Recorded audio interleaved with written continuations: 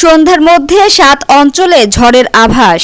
সন্ধ্যার মধ্যে দেশের 7 অঞ্চলে বজ্রসহ ঝড়ের আভাস দিয়েছে বাংলাদেশ আবহাওয়া অধিদপ্তর। এসব অঞ্চলে সর্বোচ্চ 60 কিলোমিটার বেগে ঝড় হতে পারে বলে জানিয়েছে সংস্থাটি। সোমবার বাংলাদেশ আবহাওয়া অধিদপ্তরের আবহাওয়াবিদ একেএম নাজমুল হকের দেয়া এক প্রতিবেদনে সন্ধ্যা 6টা পর্যন্ত দেশের অভ্যন্তরীণ নদী বন্দরগুলোর পূর্বাভাসে এ তথ্য জানানো হয়েছে।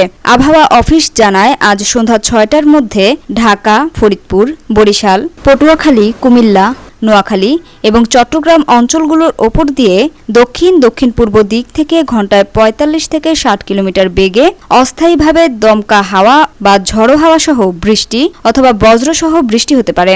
এসব এলাকার নদী বন্দরগুলোকে 1 নম্বর সতর্ক সংকেত দেখাতে বলা হয়েছে। আবহাওয়া অফিস সর্বশেষ পূর্বাভাসে জানায়, আজ সন্ধ্যা 6টার মধ্যে ময়মনসিংহ, চট্টগ্রাম ও সিলেট বিভাগের কিছু জায়গায় এবং রংপুর, রাজশাহী, ঢাকা, খুলনা ও বরিশাল বিভাগের 2-1 জায়গায় অস্থায়ীভাবে দমকা হাওয়া সহ হালকা থেকে মাঝারি ধরনের বৃষ্টি বা বজ্রসহ বৃষ্টি হতে পারে। Samia Sultana, GBC television.